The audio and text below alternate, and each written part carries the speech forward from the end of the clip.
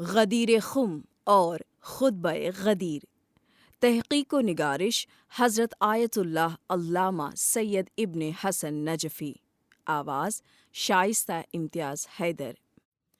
بسم اللہ الرحمن الرحیم۔ الیوم اکملت لکم دینکم واتممت علیکم نعمتی ورضیت لکم الاسلام دینا۔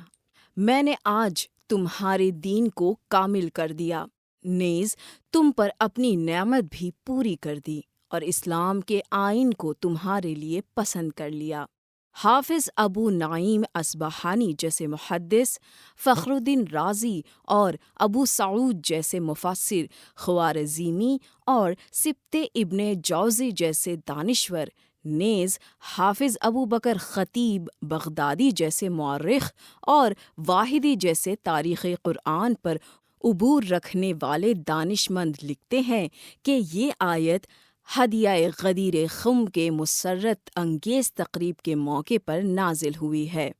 الحمدللہ 18 ذی الحج سن 10 ہجری مطابق 21 مارچ سن 632 عیسوی کو خدا کے حکم اور رسول اللہ صلی اللہ علیہ وآلہ وسلم کے ہاتھوں یہ فرض انجام پایا گیا، اس طرح کہ علی ابن ابی طالب مولا بنے، صحرا بندھا مشکل کشائی کا۔ یہ مبارک دین عالم اسلام کی انتہائی فرحت بیز و بہجت انگیز یادوں کو اپنے کلیجے سے لگائے ہوئے ہے۔ نیز قابل ذکر بات یہ ہے کہ غدیر خم کی سرگشت کو 1400 سال پورے ہو چکے ہیں اور ارباب ایمان دنیا بھر میں دھوم دھام سے عید غدیر کی 400 سالہ تقریب منعقد کر رہے ہیں۔ غدیر کے بارے میں جاننے کے لیے آپ کو اس کا پس منظر جاننا بہت ضروری ہے۔ غدیر خم ہے کیا؟ یہ کب کس جگہ واقع پذیر ہوئی؟ اسے دیکھنے کے لیے چلتے ہیں کاروان رسالت میں۔ کاروان رسالت سن 10 ہجری میں سرکار ختم المرسلین نے حج کا ارادہ فرمایا۔ ہجرت کے بعد سے حضور اکرم صلی اللہ علیہ وآلہ وسلم مختلف اسباب کی بنا پر یہ فریضہ نہیں انجام دے سکے تھے، مگر جیسے ہی فضا کو ٹھیک پایا اور حالات درست نظر آنے لگے، سرور کائنات صلی اللہ علیہ وآلہ وسلم نے اپنے عزم صمیم کا اظہار کیا اور لمحوں میں یہ فرحت انگیز خبر باد صبا کے جھونکوں کی طرح صحرا صحرا اور بستی بستی تک پہنچ گئی۔ لوگ برسوں سے انتظار میں تھے، دیکھیے کب نصیب جاگتا ہے اور کس وقت حج جیسی عبادت کے اعمال سرتاج انبیاء کے سائے میں ادا کرنے کی سعادت حاصل ہوتی ہے۔ اب جو یکایک پتہ چلا کہ سرکار رحمت عالم کے برکت آفرین سفر کا اعلان کر دیا گیا ہے تو لوگوں کو اپنے دل کی مرادیں پوری ہوتی دکھائی دینے لگیں۔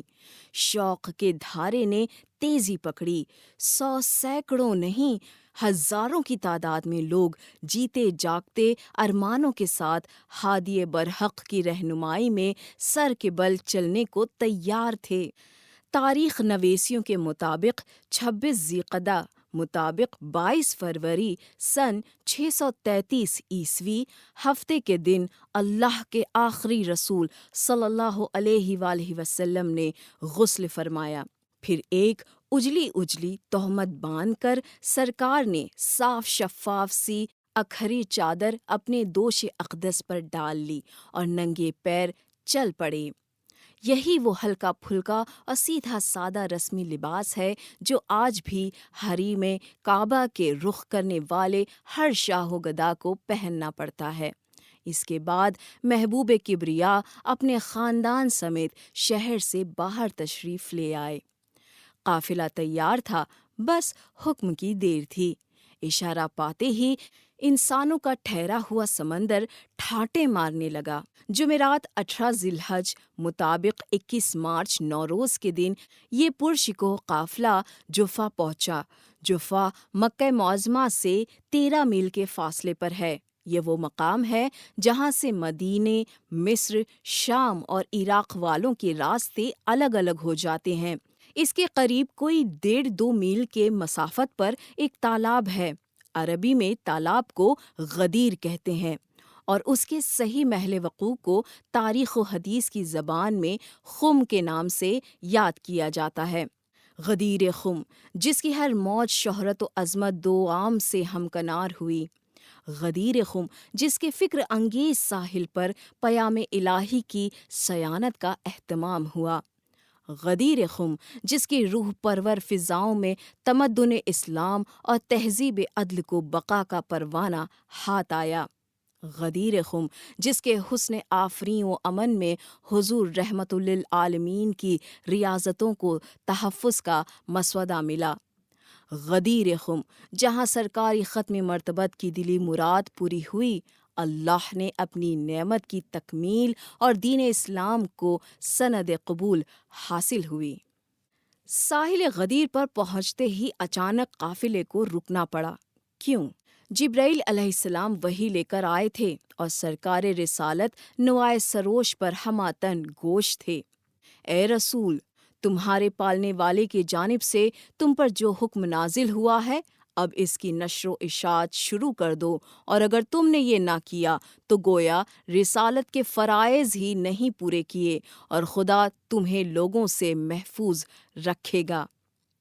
امین وحی نے خدا کا پیغام پہنچا دیا اور حضور خاتم النبیین نے اپنی تمام توانائیاں فرمان الہی کی تعمیل و تکمیل کے لیے وقف کر دی۔ بڑی سخت گرمی تھی، زمین آگ کی طرح جل رہی تھی۔ کچھ لوگ قافلے سے آگے نکل گئے تھے، کچھ پیچھے رہ گئے تھے۔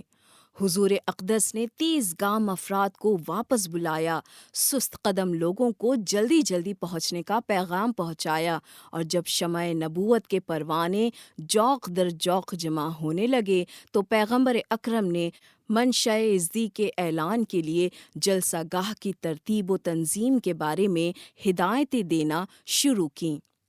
اپنی اپنی جگہ قرینے سے بیٹھ جاؤ، مگر دیکھنا وہ سامنے ببول کے جو 5 پیڑ ہیں وہاں کی جگہ کوئی نہ گھیرے۔ ان درختوں کے سائے میں مصلی بچھے گا، ممبر رکھا جائے گا، ذرا وہاں کی زمین صاف کر دی جائے۔ اور ممبر، اچھا، اونٹوں کے کجاوے تلے اوپر رکھ دو۔ انتظامات مکمل ہو چکے تھے اور ظہر کا وقت بھی آ گیا تھا۔ بلال نے لہک کر آذان دی، صفیں بندھنے لگیں، رسالت پناہ اپنی جانماز کی طرف بڑھے۔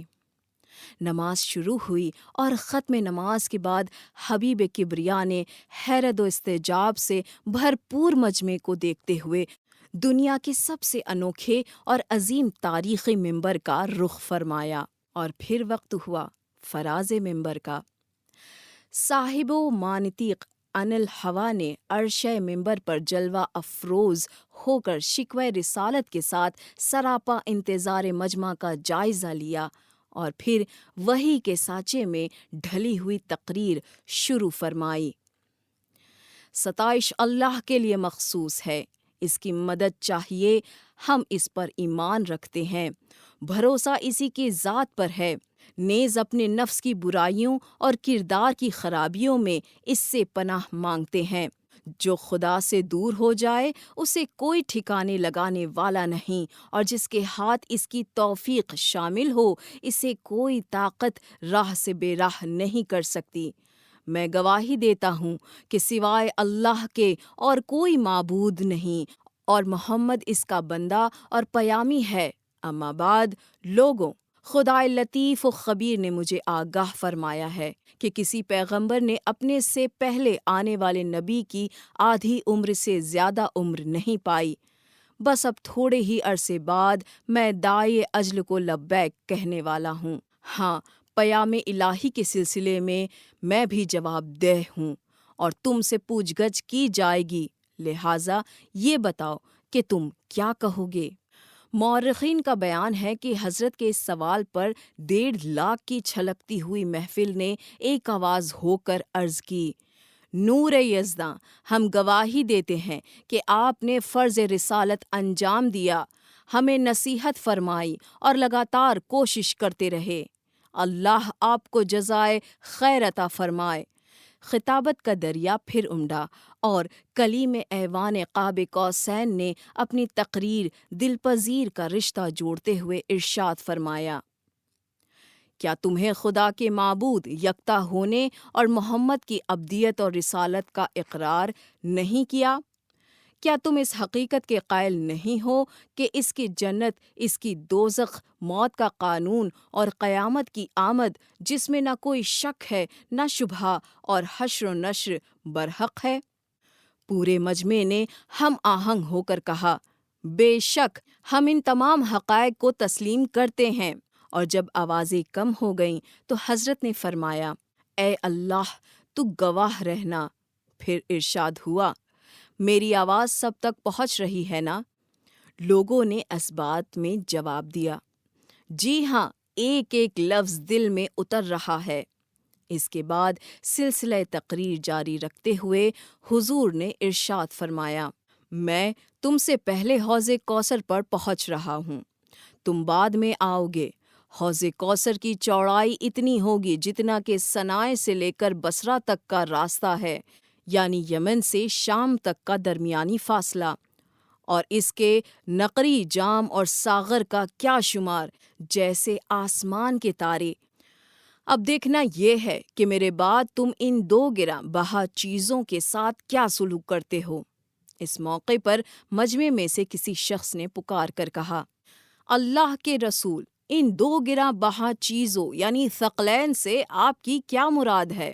حضرت نے ارشاد فرمایا، ایک بیش قیمت چیز تو اللہ کی کتاب ہے، جس کا ایک سرا خدا عز و جل کے ہاتھ میں ہے اور دوسرا تمہارے ہاتھ، اسے تھامے رہو تاکہ گمراہ نہ ہو پاؤ، اور دوسری گراں بہا شے میری اطرت ہے، اور خدائے لطیف و خبیر نے مجھے بتا دیا ہے کہ یہ دونوں میرے پاس حوض کوثر پر پہنچنے تک ایک دوسرے سے الگ نہیں ہوں گے، ہمیشہ ہمیشہ ساتھ رہیں گے۔ ان دونوں کا اتحاد دائمی ہے، تم ان سے آگے نکلنے یا ان سے پیچھے رہنے کی کوشش نہ کرو، وگرنہ اس کوشش میں ملیا میٹ ہو جاؤ گے۔ یہ کہہ کر رسول اللہ صلی اللہ علیہ وآلہ وسلم نے حضرت علی ابن ابی طالب کا ہاتھ پکڑ کر جتنا اونچا کر سکتے تھے انہوں نے اونچا کیا، اور اس کے بعد پھر اس عظیم الشان اجتماع سے یوں مخاطب ہوئے، لوگوں بتاؤ تو صحیح، مومنین پر خود ان سے زیادہ کسے اختیار حاصل ہے؟ لوگ عرض پرداز ہوئے، اللہ اور اس کے رسول بہتر جانتا ہے۔ یہ سن کر کہ رازداں نے فراز منبر غدیر سے اعلان فرمایا، خدا میرا مولا ہے، میں ایمان والوں کا مولا ہوں اور خود ان سے زیادہ ان پر اختیار رکھتا ہوں، پس جس کا میں مولا ہوں اس کے علی مولا ہیں۔ تاریخ نگار لکھتے ہیں کہ سرکار دو عالم نے اس جملے کو 3 مرتبہ دہرایا، مگر امام احمد ابن حنبل کا اصرار ہے کہ 3 دفعہ نہیں بلکہ حضرت نے 4 بار اس جملے کی تکرار فرمائی ہے۔ بعد ازاں حضرت نے ارشاد فرمایا، پروردگار، جو علی سے محبت کرے اسے تو دوست رکھ، جو علی سے بیر باندھے اسے تو بھی دشمنی کا برتاؤ کر، علی کی کمک کرنے والوں کی مدد فرما، اور جو لوگ علی سے روگردانی کریں ان سے تو بھی منہ موڑ لے، اور پالنے والے علی جدھر کا رخ کریں تو حق کو بھی اسی طرف پھیر دے۔ پھر ارشاد ہوا، دیکھو جو لوگ اس وقت حاضر ہیں وہ اس بات کو ان افراد تک پہنچا دیں جو یہاں موجود نہیں ہیں۔ مانے ہوئے مورخ محمد ابن جریر طبری نے اپنی کتاب الولایہ میں مشہور صحابی زید ابن ارقم کی زبانی اس خطبے کے چند اور اجزاء کا بھی تذکرہ کیا ہے۔ ان کے بیان کے مطابق حضور نے اپنی تقریر کے آخر میں ارشاد فرمایا، مسلمانوں کہو کہ ہم آپ سے اس بات کا عہد کرتے ہیں، پیمان باندھتے ہیں، زبان دیتے ہیں اور ہاتھ سے بیعت کرتے ہیں، اور اس امانت کو ہم اپنی اولاد اور اپنے خاندان تک پہنچائیں گے۔ نیز اس میں کسی قسم کا تغیر و تبدیل نہیں کریں گے۔ آپ ہمارے اس قرارداد اعتراف کی گواہ رہیں اور اس کے لیے خدا کی گواہی کافی ہے۔ پھر حضرت صلی اللہ علیہ وسلم کا ارشاد ہوا، لوگو، میں نے جو کچھ کہا اسے دہراؤ اور علی کو امیر المؤمنین ہونے کی حیثیت سے سلامی دو۔ زید ابن ارقم کہتے ہیں کہ سرکار رسالت کے آخری جملے کے ساتھ ہی لوگ جوق در جوق منبر کی طرف بڑھے۔ سارے مجمع نے ایک آواز ہو کر عرض کی، بسر و چشم ہم دل و جان سے اللہ اور اس کے رسول کا حکم بجا لائیں گے۔ اور پھر تمام حاضرین نے مبارک سلامت کے شور میں علی ابن ابی طالب کی بیعت کرنا شروع کر دی۔ سب سے پہلے حضرت ابو بکر، حضرت عمر، حضرت عثمان اور طلحہ و زبیر نے ہاتھ میں ہاتھ دے کر زبان دی۔ اس کے بعد تمام موجود مہاجر و انصار آگے آئے اور پھر باری باری ہر شخص نے بیعت کرتے ہوئے تبریک پیش کی۔ یہ جشن اپنی پوری جلوہ سمانائیوں کے ساتھ 3 دن تک منعقد رہا۔ نیز تاریخ و حدیث کے شعبوں میں تحقیق کرنے والے مستند علماء کی نگارشیں کہتی ہیں، اسی اثنا میں امین وحی یہ آیت لے کر نازل ہوئے، آج میں نے تمہارے دین کو کامل کر دیا، نیز تم پر اپنی نعمت بھی پوری کر دی اور اسلام کے آئین کو تمہارے لیے پسند کر لیا۔ اور اسی وقت سے وہ وقت بھی آیا جب علی کو لوگوں نے مولا کہا، علی مولا۔ 18 ذی الحج سن 10 ہجری کا واقعہ کوئی راز کی بات، خفیہ اجتماع یا ڈھکا چھپا اقدام نہیں تھا جس میں کسی قسم کی شک و شبہ یا ابہام و ایہام کی گنجائش ہوتی۔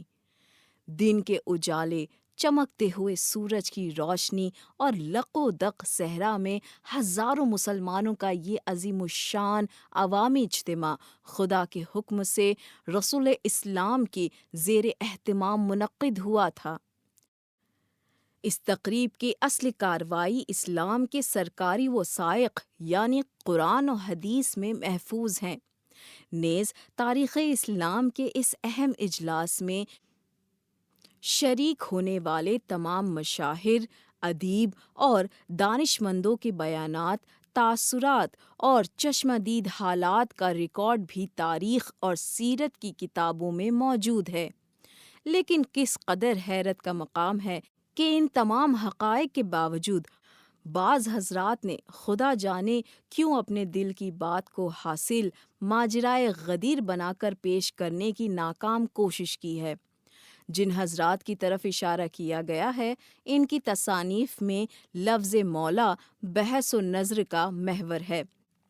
ان کا خیال ہے کہ مولا اولیت، پیشوائی، حاکمیت، اقتدار اور سربراہی رکھنے والے کے معنوں میں نہیں بلکہ یہ دوست، مددگار اور چچازاد بھائی کے مفہوم میں استعمال ہوتا ہے۔ بہرکیف اگر یہ کوئی جزوی اختلاف ہوتا تو یقیناً اسے نظر انداز کیا جا سکتا تھا، مگر غدیر کی روداد کا شاہ لفظ ہی یہی مولا ہے۔ بنابراین اس پر گفتگو ضروری سی معلوم ہوتی ہے۔ دیکھیے، اس حقیقت سے ہر معقول ذہن کو اتفاق کرنا ہی پڑے گا کہ قرآن مجید پہلیاں نہیں بجھاتا اور حضور ختمی مرتبہ صلی اللہ علیہ وآلہ وسلم بھی ضلع جگت میں گفتگو نہیں فرماتے، کیونکہ یہ انداز خلوص ہدایت، طہارت فکر اور نزاہت تبلیغ کی منافی ہے۔ عربی زبان میں لفظ مولا کے 27 معنی ہی صحیح، مگر سرکار رسالت نے جب اس لفظ کو اپنے پیغمبرانہ خطاب میں استعمال کیا تھا تو اس کے سیاق و سباق کو اتنا روشن فرما دیا تھا کہ اس وقت جو لوگ تقریر سن رہے تھے ان میں سے ہر شخص یہی کہتا ہوا اٹھ کھڑا ہوا تھا، علی مولا، بائن معنی کہ پیغمبر بود مولا۔ مزید بارہ میں بھی پیغمبر اکرم صلی اللہ علیہ وآلہ وسلم نے اس لفظ کے حقیقی مفہوم کی پوری توضیح و تشریح فرما دی تھی۔ علی ابن حمید اپنی کتاب شمس الاخبار کے صفحے 38 پر لکھتے ہیں، حضرت سے جب حدیث میں من کنت مولا کے بارے میں سوال کیا گیا تو آپ نے ارشاد فرمایا کہ جس طرح اللہ میرا مولا ہے اسی طرح میں مومنین کا مولا ہوں، اور اسی عنوان سے جس کا میں مولا ہوں اس کے علی مولا ہیں۔ نیز اصحاب نبی میں سے ابو بکر ابن ابی قحافہ، عمر ابن خطاب، ابو ایوب انصاری، جابر ابن عبداللہ الانصاری، حسان ابن ثابت، زید ابن ارقم، ابو سعید خدری، سلمان فارسی، عبداللہ ابن عباس، عمار یاسر اور عبداللہ ابن جعفر نے بھی مولا کے معنی اولا بالتصرف بتائے ہیں، یعنی آئینی طور پر با اقتدار و با اختیار۔ اسی طرح علماء میں محمد بن صائب کلبی، یحییٰ بن زیاد کوفی، ابو عبیدہ بصری، ابو زید ابن اوس بصری، ابن قتیبہ دینوری، ابو الحسن رمانی، ابو الحسن واحدی، ابو العباس ثعلب شیبانی، ابو بکر انباری، سعد الدین تفتازانی، جلال الدین شافعی، شہاب الدین خافجی، حمزوی مالکی، ابو اسحاق ثلبی، حسین بن مسعود اور ان جیسے کئی علماء تھے۔ کئی بڑے شد و مد کے ساتھ یہ ثابت کرتے ہیں کہ لفظ مولا سے مراد سربراہ اور مالک و مختار کے ہے۔ اور اس سے بھی اہم واقعہ احمد ابن عبد الربا لکھتے ہیں کہ مامون رشید کے سامنے جب لفظ مولا کے سلسلے میں جدل سرائی اور خیال آرائی کی کوششیں کی گئیں تو اس نے دانشمندوں کی بھری ہوئی محفل سے مخاطب ہو کر کہا کہ جو بات ایک بچے سے منسوب نہیں ہو سکتی اسے پیغمبر جیسی عظیم شخصیت سے کس طرح نسبت دی جا سکتی ہے؟ رسول مقبول نے انتہائی غیر معمولی حالات میں اتنے بڑے مجمع کو صرف یہ بتانے کے لیے روکا تھا کہ وہ جسے دوست رکھتے ہیں یعنی علی اس کے دوست ہیں، یا وہ جس کے ابن عم ہیں علی بھی اس کے چچا زاد بھائی ہیں۔ دیکھو تم اپنے فقیہوں کو دیوتا بنانے کی کوشش نہ کرو۔ اور غدیر خم کے واقعے سے انکار کرنے والوں کے لیے یہ آیت بھی نازل ہوئی۔ سورہ معراج کی 3 آیتوں کے آنے کے سبب سے یہ بتایا گیا ہے کہ حارث ابن نعمان فہری یا نضر ابن حارث عبدری نے ولایت مرتضوی سے انکار کرتے ہوئے کہا تھا کہ اگر علی کو یہ عہدہ خدا کی طرف سے ملا ہے اور اعلان و وصایت کے بارے میں رسول سچے ہیں تو مجھ پر عذاب الہی نازل ہو۔ چنانچہ اسی وقت وہ مبتلا عذاب ہو گیا اور قدرت نے آیت سیگانہ کے ذریعے اس واقعے کی ابدی تشہیر کا انتظام فرما دیا۔ تفسیر و حدیث کی دنیا کے 30 مشاہیر کے علمی کاوشوں سے اس کی تائید ہوتی ہے۔ اس طرح جب ہم غدیر کے مدراک، مصادر اور اسناد و ماخذ کی جانب نظر کرتے ہیں تو یوں محسوس ہوتا ہے کہ اس خصوص میں علماء محدثین اور مورخین نے جس انہماک، التفات اور جذبے سے کام لیا ہے وہ مثالی ہے۔ غالباً تاریخ اسلام کے کسی بھی واقعے کو ذکر و بیان کا یہ عنوان نہیں میسر آیا جو غدیر کو حاصل ہوا ہے۔ اختصار کے پیش نظر صرف اعداد و شمارے پیش کرنے پر اکتفا کی جاتی ہے۔ واقع عید غدیر کی روایت کرنے والوں کی فہرست میں 110 اصحاب و ازواج رسول کے اسماء گرامی ملتے ہیں۔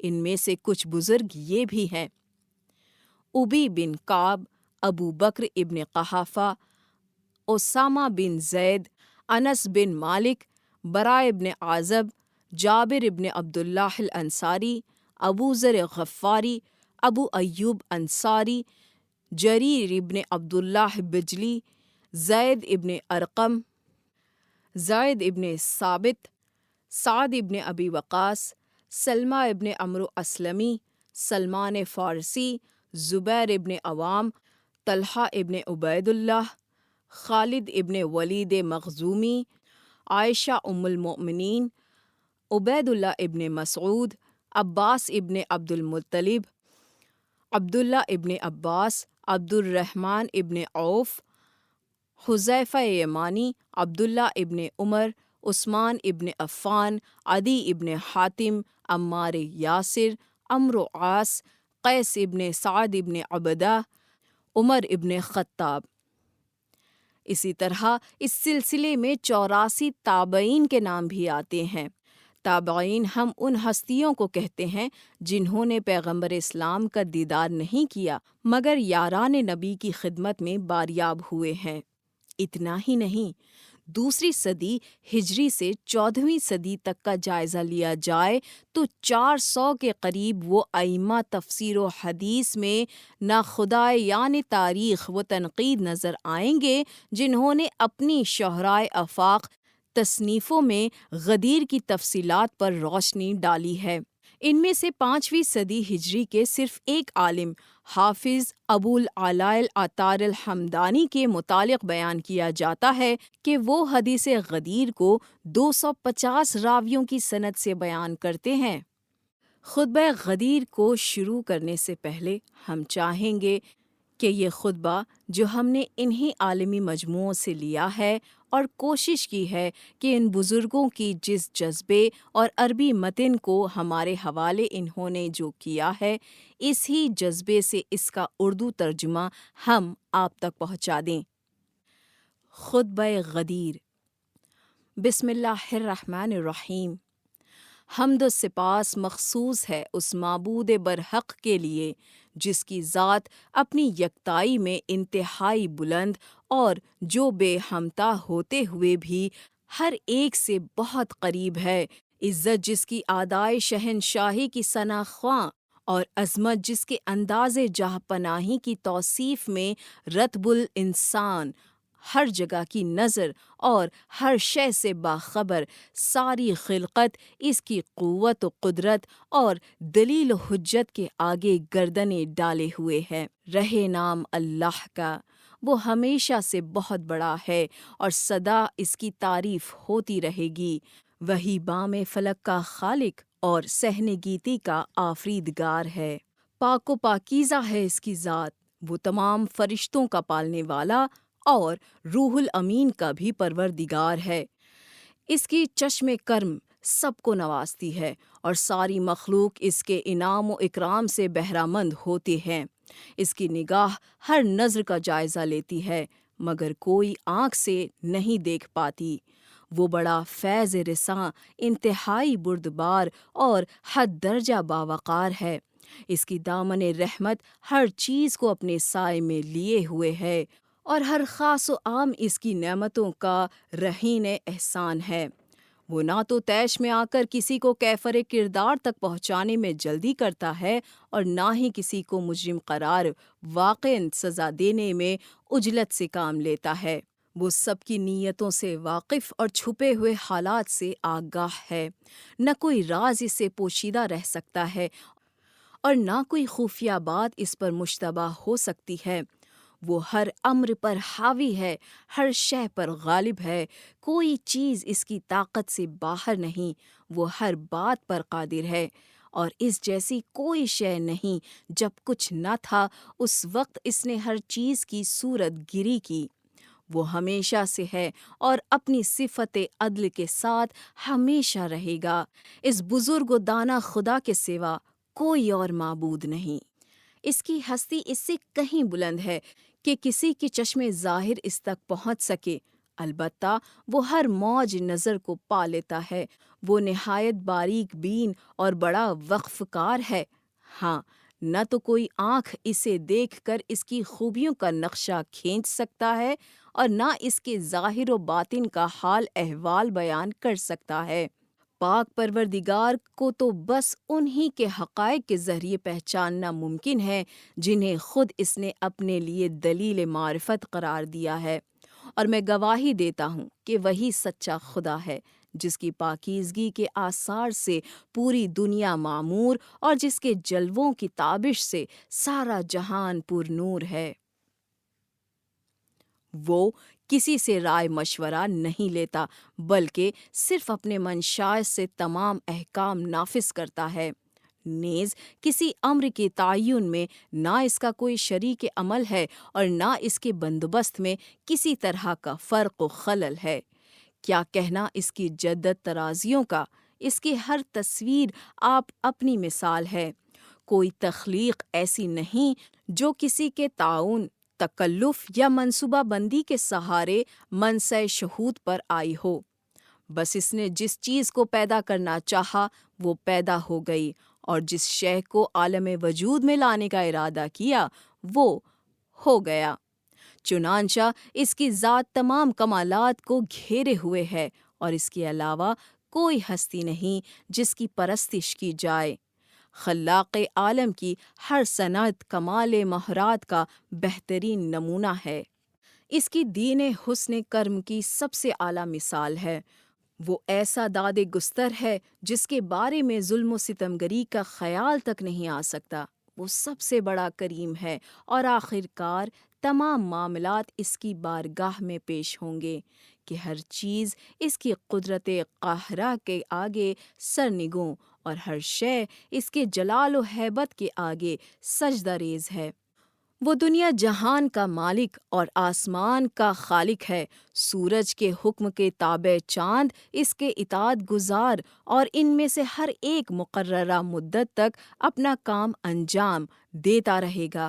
وہی آفریدگار مطلق بڑی تیزی اور تسلسل کے ساتھ کبھی دین کے مکھڑے کو رات کے پردے میں چھپا دیتا ہے، اور گاہے حجلائے شب کو روز روشن کی آماج گاہ بنا دیتا ہے۔ وہ سرکشی دکھانے والے ہر روز آزما اور اکڑنے والے ہر شیطان کو تہس و نہس کر کے رکھ دیتا ہے۔ اس خدا یکتا کا نہ کوئی مقابل ہے، نہ نظیر۔ وہ ایک ہے، بے نیاز ہے، نہ اس سے کوئی پیدا ہوا، نہ اس نے کسی سے جنم لیا ہے، اور کوئی اس کے برابر کا بھی نہیں۔ وہ معبود یگانہ اور بڑے مرتبے کا پروردگار ہے۔ وہ اپنے ہر ارادے کو پورا کرتا ہے، جو چاہتا ہے وہ کر کے رہتا ہے۔ ہر چیز کی حقیقت سے واقف، اور تمام اشیاء کی کمیت میں کیفیت سے آگاہ ہے۔ وہی موت کا قانون نافذ کرتا ہے، اور وہی زندگی کی خلعت میں بھی بخشتا ہے۔ فقر و تونگری میں بھی اسی کے اختیار میں ہے۔ اسی طرح ہنسانا اور رلانا بھی اس کے ہاتھ میں ہے۔ کسی کو قریب کر لیتا ہے، کسی کو دور پھینک دیتا ہے، کبھی اپنی عطا کو روک لیتا ہے اور کسی وقت خون برسانے لگتا ہے۔ اقتدار اعلیٰ صرف اسی کو حاصل اور حمد و ستائش اسی کی ذات کے لیے ہے۔ بس وہی سرچشمہ خیر ہے، اور اسی کو ہر چیز پر اختیار ہے۔ وہ بزرگ و برتر ہے، بخشنے والا ہے، دعائیں قبول کرتا ہے، خوب کرم فرماتا ہے، بہت دیتا ہے، پھر نفس نفس کا حساب رکھتا ہے، اور جن ہوں یا انسان سب کو پالتا ہے۔ نیز اس کے لیے کوئی کام مشکل نہیں، نہ وہ کسی فریادی کی آہ و زاری سے ملول ہوتا ہے، اور نہ کسی سوالی کا اصرار سے کبیدہ خاطر کرتا ہے۔ وہی اچھے لوگوں کا محافظ اور اپنے نیک بندوں کو کامیابی سے ہمکنار کرنے والا ہے۔ مومنوں کا مولا ہے۔ اچھا زمانہ ہو یا کڑا وقت، خوشحالی کا دور ہو یا مشکلوں کا ہنگام، بہرکیف مخلوق کو اس کا سپاس گزار ہونا چاہیے۔ ہر حالت میں وہ حمد کا سزاوار ہے۔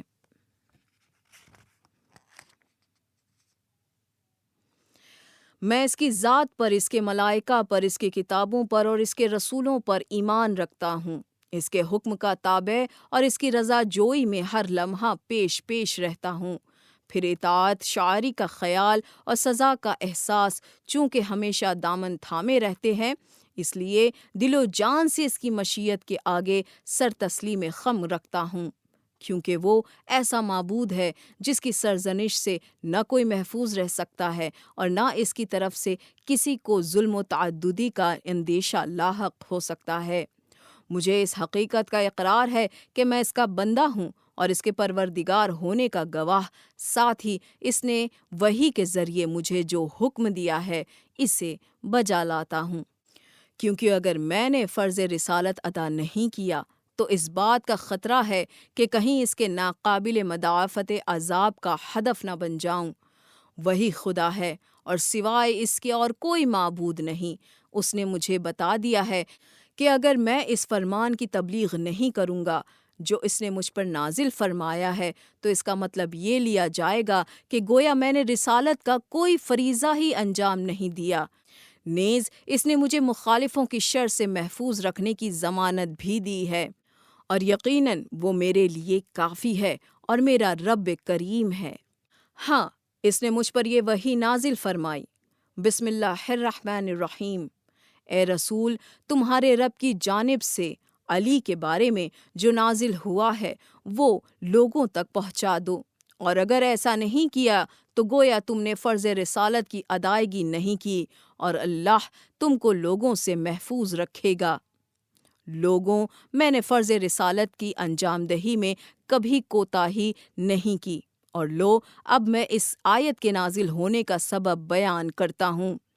جبرائیل علیہ السلام 3 دفعہ میرے پاس آئے، خدا کا سلام پہنچایا، بے شک اس کی ذات امن و عافیت کا سرچشمہ ہے۔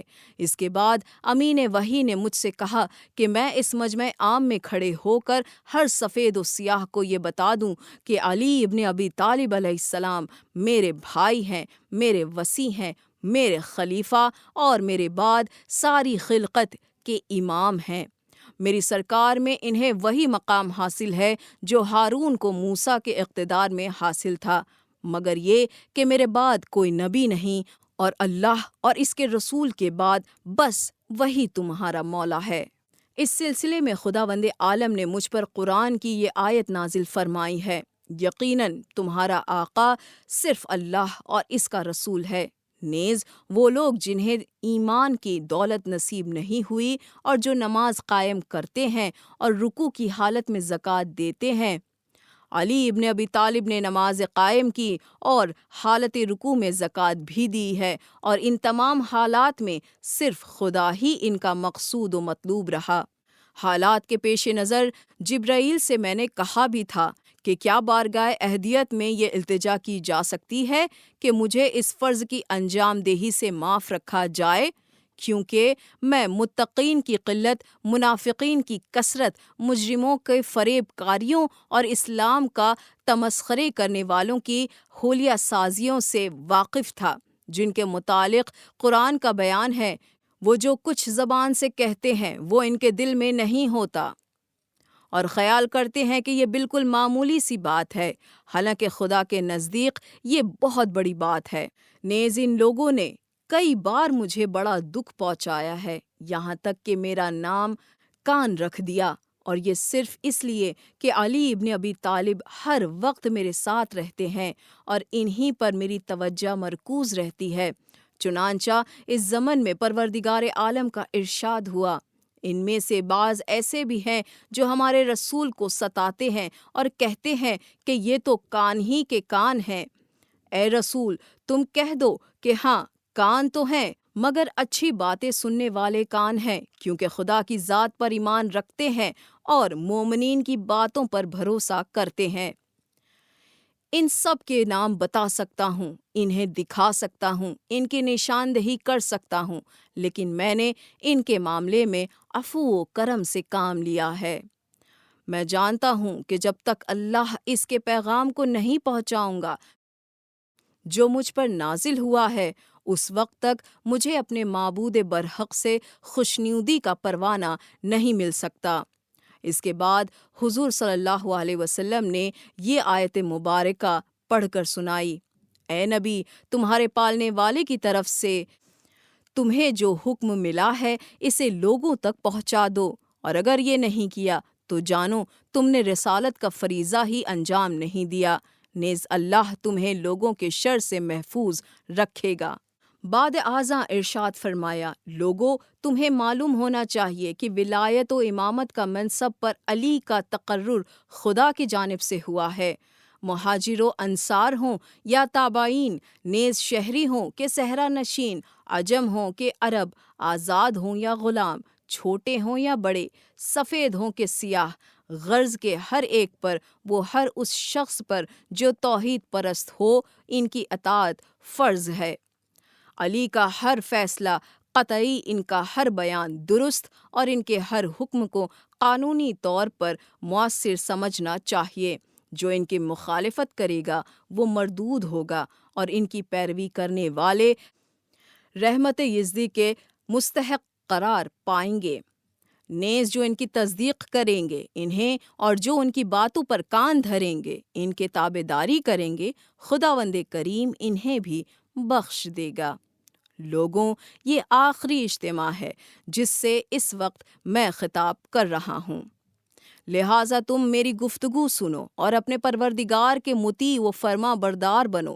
خداوند عز و جل ہی تمہارا حاکم اور تمہارا معبود ہے۔ اس کے بعد اس کا رسول محمد جو یہاں تمہارے سامنے کھڑا ہے، تم سے مخاطب ہے، تمہارا فرما روا ہے، اور رسول کے بعد اللہ رب العالمین کے حکم سے علی تمہارے ولی اور امام ہیں۔ نیز اس کے بعد سلسلہ امامت قیامت تک علی کے اولاد سے میری ذریت میں برقرار رہے گا۔ ہاں، روز قیامت تک، جس دن کہ تمہیں اللہ اور اس کے رسول کا سامنا کرنا پڑے گا۔ یاد رکھو، حلال خدا کے سوا کوئی چیز حلال نہیں، اور جس چیز کو اللہ نے حرام قرار دیا بس وہی حرام ہے، اور یہ حقیقت ہے کہ پروردگار عالم نے مجھے حلال و حرام کے جملے قواعد و ضوابط سے آگاہ فرما دیا ہے، اور میں نے تمام فیصلے کتاب خدا اور حلت و حرمت کے خدائی قوانین کی روشنی میں کیے ہیں۔ نیز مجھے جو علم و عرفان حاصل ہوا، میں نے اس کی تعلیم علی ابن ابی طالب کو ضرور دی ہے۔ لوگوں، کوئی علم ایسا نہیں جو خداوند عالم نے مجھے نہ دیا ہو۔ پھر دانش و آگاہی کا یہ سارا ذخیرہ جو اللہ نے مجھے عطا کیا تھا، اسے میں نے امام المتقین علی ابن ابی طالب کے حوالے کر دیا۔ بے شک وہی امام مبین ہے۔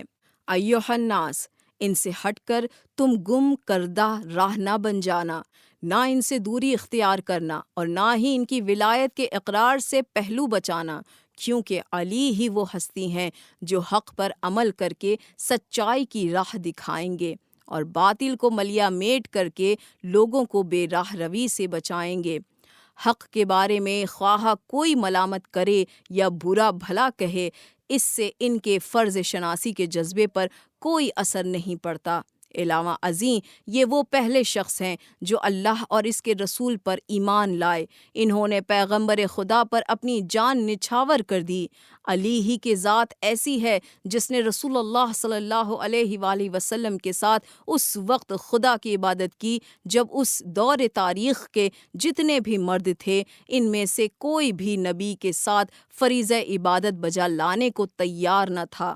لوگوں، تم علی کی فضیلت مانو، کیونکہ انہیں خدا نے فضیلت دی ہے، اور انہیں قبول کرو اس لیے کہ پروردگار عالم ہی نے ان کا تقرر فرمایا ہے۔ ایھا الناس، علی اللہ کی جانب سے امام ہے، اور جو کوئی ان کی ولایت کا منکر ہوگا تو نہ تو اس کی توبہ قبول ہوگی اور نہ ہی اس کے مغفرت کی جائے گی۔ ہاں، یہ طے ہے کہ پروردگار عالم نے علی کے بارے میں جو حکم دیا ہے، اس کی خلاف ورزی کرنے والوں کے ساتھ داور محشر کا یہی سلوک ہوگا، وہ انہیں بد سے بدتر اور نہ ختم ہونے والے عذاب میں مبتلا فرمائے گا۔ پس اس معاملے میں ڈرتے رہو۔ دیکھو کہیں ان کی مخالفت مول لے کر آگ میں جلنے کا سامان نہ کر لو، اور وہ بھی ایسی آگ جس کا ایندھن آدمی اور پتھر ہوں گے، اور جو حق کا انکار کرنے والوں کے لیے دہکائی گئی ہوگی۔ ایھا الناس، انبیاء ماہ سبق کو میری ہی بشارت دی گئی ہے۔ میں تمام پیغمبروں اور جملہ فرستادگان خدا کا خاتم، نیز زمین و آسمان کی ساری خلقت کے لیے اللہ کی حجت ہوں۔ اس حقیقت میں جو ذرا سی بھی شبہ کرے گا وہ پہلے والے عہد جاہلیت کے کافروں جیسا کافر ہوگا، اور جس طرح جو میری کسی بات کے کسی جزو میں بھی ذرہ برابر بھی شک لائے گا، اس کا شمار انہی میں ہوگا جو میری تمام باتوں میں مشکوک ہیں، اور تمام باتوں میں ڈانواں ڈول رہنے والوں کی جگہ جہنم ہے۔ لوگوں، خدا کی دین اور بڑا احسان ہے کہ اس نے مجھے اس فضیلت سے سرفراز فرمایا۔ اللہ کے سوا کوئی معبود نہیں، شام ابد تک بس وہی حمد کا سزاوار ہے اور ہر حال میں ہمیشہ سپاس کا مستحق ہے۔ ایھا الناس، علی کی فضل و کمال کا اعتراف کرو، کیونکہ میرے بعد دنیا بھر میں سب سے زیادہ حسن و خوبی کے مالک وہی ہیں۔ یاد رکھو، پاک پروردگار ہمارے ہی طفیل میں تم کو روزی دیتا ہے اور ہماری ہی برکت سے یہ دنیا آباد ہے۔ ملعون و معذوب ہے، لعنت کا مارا ہے اور زیر عتاب ہے وہ شخص جو میری اس بات کی تائید کرنے کے بجائے اس کی تردید کرے، کیونکہ جبرائیل نے خدا کی جانب سے مجھے یہ خبر دی ہے۔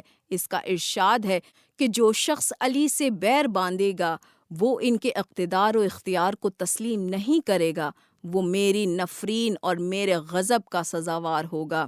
لہٰذا ہر آدمی کا فرض ہے کہ وہ اپنے توشہ آخرت پر نظر رکھے۔ لوگوں، تم اللہ سے ڈرو کہ حکم کے خلاف ورزی نہ ہو جائے اور جمنے کے بعد کہیں پیر ڈگمگانے نہ لگیں۔ یقیناً خداوند عالم تمہارا ہر عمل سے باخبر ہے۔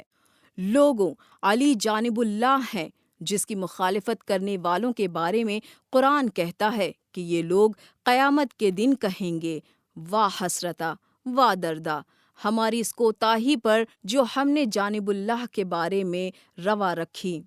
لوگو، قرآن میں غور و فکر سے کام لو، اس کی آیتوں کو سمجھو، محاکمت پر نظر رکھو، متشابہت کی پیروی نہ کرو۔ قسم بخدا، اس دنیا میں اور کوئی ایسا نہیں جو ان کی آیتوں کی توضیح و تشریح کر کے جو برائیوں کو روک تھام اور اچھائیوں کی اشاعت کے سلسلے میں نازل ہوئی ہیں، سوائے اس ایک شخص کے جس کے بازو تھام کر میں بلند کر رہا ہوں اور جس کے بارے میں میں تم سے یہ کہنا چاہتا ہوں کہ جس کا میں مولا ہوں، اس کے یہ علی بھی مولا ہیں، اور یہ علی ابن ابی طالب میرے بھائی اور میرے جانشین ہیں، نیز جن کی پیروی کرنے کا فرمان پہنچانے کے لیے اللہ نے مجھے مامور کیا ہے۔ لوگوں، علی اور میری پاک ذریت ہی ثقل اصغر ہیں اور قرآن ثقل اکبر ہیں، یہ ایک دوسرے کی خبر دینے والے بھی ہیں، نیز ایک دوسرے سے موافقت کلی بھی رکھتے ہیں۔ اس کے علاوہ یہ ایک دوسرے سے اس وقت تک الگ نہیں ہوں گے جب تک کہ میرے پاس حوض کوثر پر نہ پہنچ جائیں۔ یہ خلق خدا میں خدا کے امین اور اس کی طرف سے زمین پر مقرر کیے ہوئے حاکم ہیں۔ اے لوگوں، میرا فرض پورا ہوا، خلاق عالم کا پیغام پہنچا دیا، جو سنانا تھا وہ سنا چکا، ہر بات اجاگر کر دی، نیز یہ پاک پروردگار کا حکم تھا، اس نے کہا، میں نے بیان کر دیا۔ ہاں، یاد رکھو، میرے اس بھائی کے علاوہ اور کوئی امیر المؤمنین نہیں ہے، اور میرے بعد اس کے سوا کسی کے لیے بھی مومنین کی امارات و سیادات آئینی حیثیت نہیں رکھتی۔ اس کے بعد آن حضرت نے اپنے دست اقدس سے علی ابن ابی طالب علیہ السلام کا بازو پکڑ کر اتنا بلند کیا کہ آپ کے پیر حضور کے گھٹنوں تک پہنچ گئے۔ اس کے بعد سرکار رسالت نے ارشاد فرمایا، ایھا الناس، یہ علی میرے بھائی، یہی میرے جانشین، میرے علم کے محافظ، میرے بعد میری امت کے سربراہ اور کتاب خدا کی تفسیر کے لیے میرے نائب ہیں۔ یہی قرآن کی طرف لوگوں کو لائیں گے اور میرے مرضات الہی پر عمل پیرا ہوں گے۔ یہ دشمنان خدا سے نبر آزما رہیں گے اور خدا کی اطاعت کرنے والوں سے اخلاص برتیں گے۔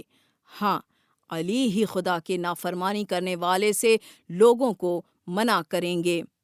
یہ رسول صلی اللہ علیہ وآلہ وسلم کے قائم مقام، ایمان والوں کے سردار اور رشد و ہدایت کرنے والے پیشوا ہیں۔ اس کے علاوہ یہی وہ رہبر ہیں جو فرمان الہی کے مطابق عہد شکنوں کو، گمراہوں کو اور باغیوں کو کیفر کردار تک پہنچائیں گے۔ لوگوں، یہ میں سب کچھ خدا کے کہنے سے کہہ رہا ہوں اور اس کے حکم سے میرے ہاں بات نہیں بدلتی۔ پروردگار، میری التجا ہے کہ تو علی کے دوستوں کو دوست رکھ اور جو اس سے دشمنی کریں ان سے تو بھی دشمنی فرما۔ اس کے منکروں پر تیری نفرین ہو اور جو اس کے حق پر دست اندازی کرے انہیں تو اپنے غضب کا نشانہ قرار دے۔ پالنے والے، تو نے مجھے بتایا تھا کہ امامت تیری ولی علی کا حصہ ہے۔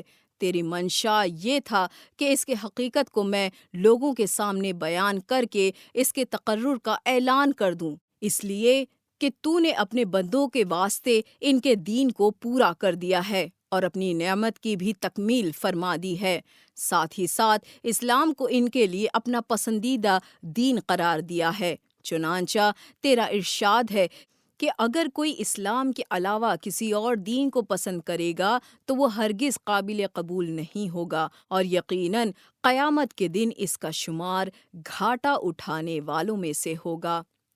پروردگار، تو گواہ رہنا کہ میں نے فرض رسالت انجام دے دیا، اور لوگوں اس بات کو نہ بھولنا کہ خدا عز و جل نے تمہارے دین کو علی کی امامت سے کمال بخشا ہے۔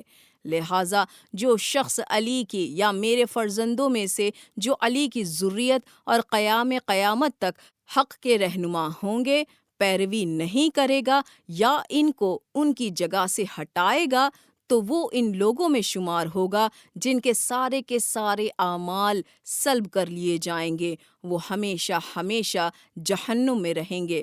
خدا ان کے عذاب میں ذرہ برابر بھی تخفیف نہیں کرے گا اور نہ ہی انہیں مہلت دی جائے گی۔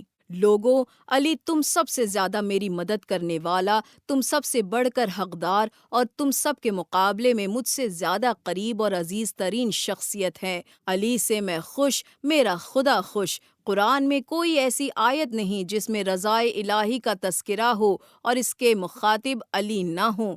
نیز خداوند عالم نے اپنے کلام بلاغت نظام میں جہاں کہیں بھی اے ایمان والو کہہ کر خطاب کیا ہے وہاں اولین مقصود علی کی ذات گرامی ہے۔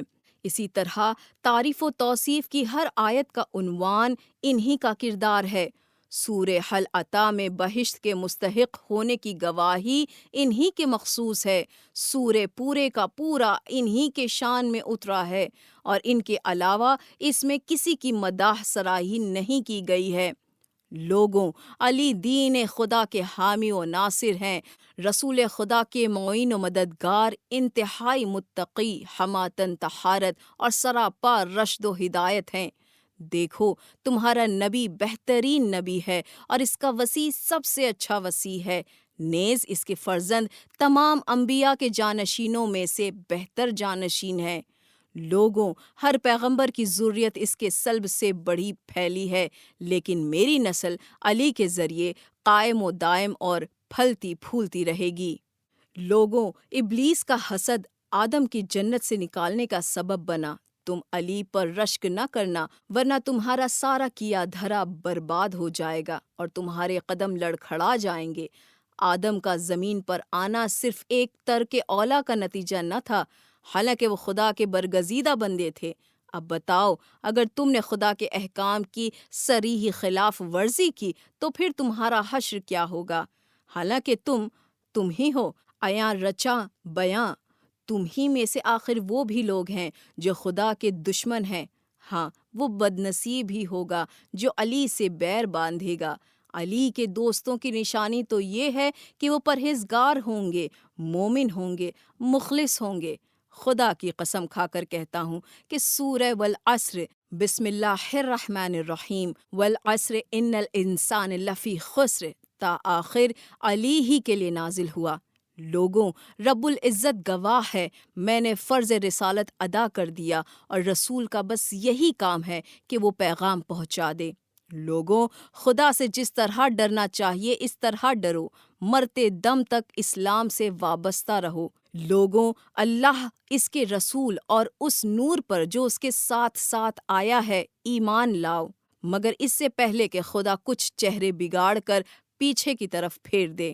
لوگو، معبود مطلق نے اپنے خاص نور کو پہلے مجھ میں سمویا، پھر علی اس کا مرکز بنے اور اس کے بعد قائم آل محمد تک ان کی ذریت طاہرہ کی جلوہ گاہ قرار پائی۔ قائم آل محمد وہ ہیں جو خدا کا حق لیں گے اور ہمارے بھی ہر حق کو حاصل کریں گے، کیونکہ پاک پروردگار نے ہمیں کوتاہی کرنے والوں، دشمنی برتنے والوں، مخالفت پہ اتر آنے والوں اور ان کے علاوہ خیانت کاروں، گناہ گاروں نیز دنیا بھر کے جفا شعاروں پر حجت قرار دیا ہے۔ لوگوں، میں تمہیں آگاہ کرتا ہوں کہ میں اللہ کا رسول ہوں اور مجھ سے پہلے بہت سے رسول گزر چکے، لہٰذا اگر میں دنیا سے چل بسوں یا قتل کر ڈالا جاؤں تو تم الٹے پیر پلٹ جاؤ گے، اور جو اس طرح الٹے پاؤں پھرے گا یعنی دین کا دامن چھوڑ دے گا وہ خدا کا کچھ نہیں بگاڑے گا، اور پروردگار عالم عنقریب شکر گزاروں کو جزائے خیر دے گا۔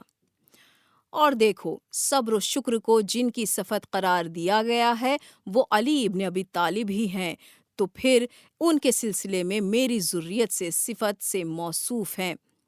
لوگوں، تم خدا پر اپنے اسلام لانے کا احسان نہ جتاؤ، ورنہ غضب الہی کا ہدف بن جاؤ گے اور وہ تمہیں سخت ترین عذاب میں مبتلا کر دے گا، یقیناً وہ تمہاری طاق میں ہے۔ لوگوں، میرے بعد ایسے بھی پیشوا ہوں گے جو دوزخ کا راستہ دکھائیں گے اور قیامت کے دن بے یار و مددگار ہوں گے۔ شیطانوں سے ان کا رشتہ ملتا ہے جو کہ ایک دوسرے کو فریب دینے کے لیے چپکے چپکے بڑی چکنی چپڑی باتیں کرتے ہیں، لیکن ان کے دوست وہ صاحبان ایمان ہیں جنہیں کلام پاک نے یوں یاد کیا ہے، جو لوگ اللہ اور آخرت پر ایمان رکھتے ہیں تم انہیں دشمنان خدا اور رسول کے ساتھ دوستی کرتے ہوئے نہیں پاؤ گے، اگرچہ وہ ان کے باپ بیٹے، بھائی، بند یا قوم قبیلے والے ہی کیوں نہ ہوں۔ یہی وہ لوگ ہیں جن کے دل میں خدا نے ایمان کا راسخ کر دیا ہے اور اپنی خاص روشنی سے ان کی تائید فرمائی ہے، اور انہی کی توصیف میں ایک دوسرے مقام پر ارشاد ہوتا ہے، وہ جنہوں نے ایمان قبول کرنے کے بعد پھر اپنے ایمان کو ظلم سے آلودہ نہیں کیا، کیا بس انہی لوگوں کے لیے امن اور عافیت اور انہی کو ہدایت حاصل ہوئی ہے؟ ہاں، ان کے دوست وہ ہیں جو نہایت اطمینان سے جنت میں داخل ہوں گے، ملائکہ ان کا استقبال کریں گے، سلام بجا لائیں گے اور خوش آمدید کہہ کر یہ مسودہ سنائیں گے کہ آؤ بس اب یہیں رہو اور جم جم رہو۔ نیز علی اور فرزندان علی کے چاہنے والے بے حساب بہشت میں پہنچیں گے اور ان کے دشمن آگ میں جلیں گے، دوزخ کی ہولناک چیخیں سنیں گے، جہنم کا جوش و خروش دیکھیں گے۔ ان کے سامنے یہ منظر ہوگا کہ وہ گروہ دوزخ میں ڈالا جائے گا، وہ دوسرے گروہ پر لعنت بھیجے گا۔ ہاں ہاں، اور ان دشمنوں کو یہ بھی دیکھنا پڑے گا، جیسے ہی کوئی جتھا جہنم میں واصل ہوگا تو فرشتگان عذاب دریافت کریں گے کہ کیا تمہارے ہاں کوئی ڈرانے والا نہیں آیا تھا؟ اور ان کے دوست کیا کہنا ان کا جو بے دیکھے اپنے پالنے والے سے ڈرتے ہیں، انہی کے لیے مغفرت ہے اور یہی بڑے اجر کے حقدار ہیں۔ لوگوں، غور کیا تم نے کہ جنت و جہنم میں کتنا فرق ہے؟ اور یہ تفاوت بھی یہ دیکھو کہ خدا نے ہمارے دشمن کی مذمت کی ہے اور اس پر نفرین بھیجی ہے، اور برخلاف اس کے وہ ہمارے دوستوں سے محبت فرماتا ہے اور ان کی تعریف بیان کرتا ہے۔ لوگوں، میں تمہیں ڈرانے کے لیے آیا ہوں اور علی تمہاری ہدایت کے لیے مقرر ہوئے ہیں۔ لوگوں، میں نبی ہوں اور علی میرے وصی ہیں اور خاتم الائمہ ہمارے مہدی قائم ہیں۔ سن لو، وہ تمام ادیان پر غالب آئے گا، ظالموں کو کیفر کردار تک پہنچائے گا، تمام قلعوں پر فتح کا پرچم لہرا کر ستم کا قلع و قمع کرے گا، شرک کے ہر سلسلے کو مٹائے گا، نیز خدا کے تمام دوستوں کے خون ناحق کا بدلہ لے گا۔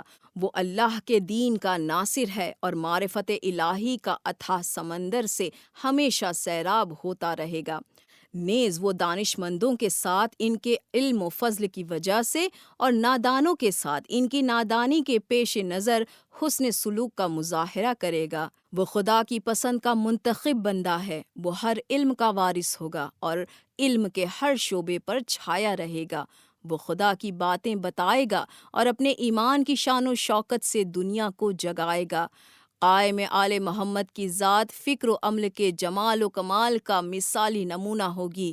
امت کے کل امور اسی کے سپرد ہوں گے، اور یہ وہی عظیم شخصیت ہے جس کی ہر پیش رو نے بشارت دی ہے۔ ہاں، بس وہی ایک باقی رہنے والی حجت، اور اس کے بعد کوئی حجت نہیں ہے۔ ہر حق اس کا اہم نفس اور ہر نوا اس کا ہم قدم ہے، پھر نہ کوئی اس پہ ور ہو سکتا ہے، نہ کوئی غالب آ سکتا ہے۔ ہاں، روئے زمین پر وہی خدا کا ولی اور خلق خدا میں اس کی جانب سے با اختیار حاکم بھی وہی ہے۔